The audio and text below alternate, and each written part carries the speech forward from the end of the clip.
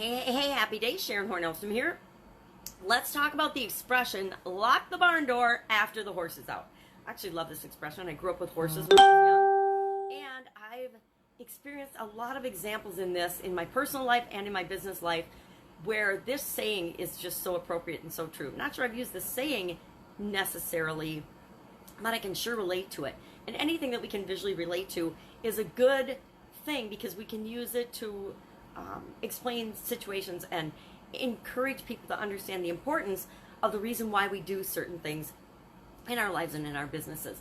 Now, of course, this expression has been around since, well, it's in French in the 1100s, and then it appeared in English, but it's appeared in many languages. A similar expression that means, you take precautions and you take, massive action and precautions after a bad event has happened, after it's really too late. You should have you should have locked the barn door in the first place. You should have done something in the first place, but you didn't. So then you have to take an action after the fact when you're thinking, okay, it's kind of too late. And it may or may not be successful. It may or may not work. The precaution that you take.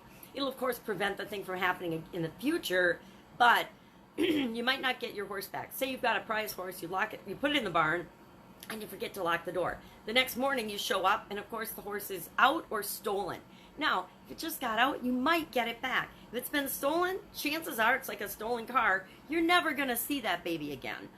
So you then install great extensive locks on the barn, ensuring and hoping that it won't happen in the future. Because now you're going to have to go out and buy another horse or buy another car or buy another relationship, whatever. So how does this apply to our business and growing our businesses? Well, I've been involved in a lot of businesses that I haven't been involved in a lot of business. I have heard of a lot of businesses that didn't do the right thing and had to, after something bad happened, make reparations or repair that. Think of, I've been in the food industry for a long time, so I use food industry examples a lot.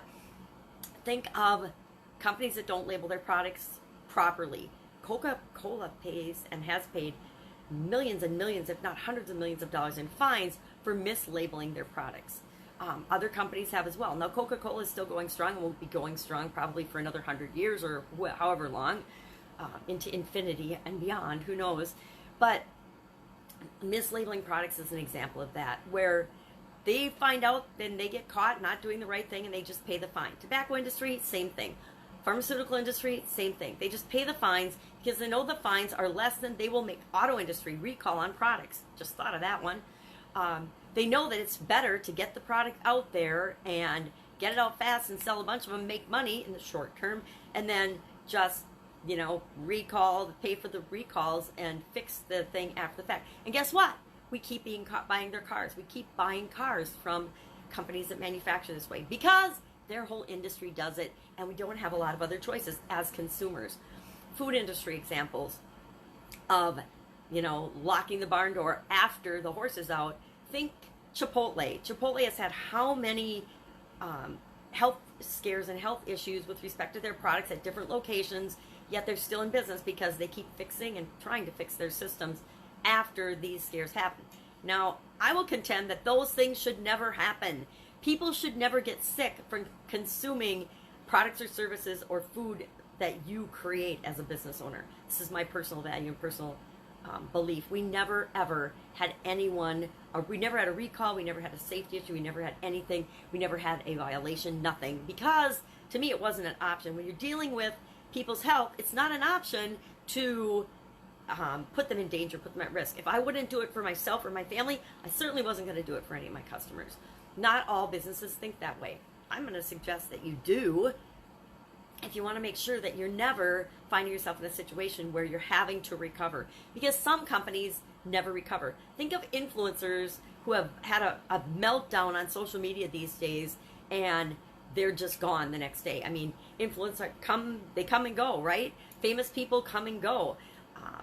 Think of famous people who have a drug or an alcohol or politicians who have a sexual offense or problems or whatever, any kind of problem or addiction or habit or challenge that people can have that they probably shouldn't have had if they had put some systems in place to make sure that that didn't happen, would save political careers, would save marriages, would save businesses, because we planned in advance to not have these things happen.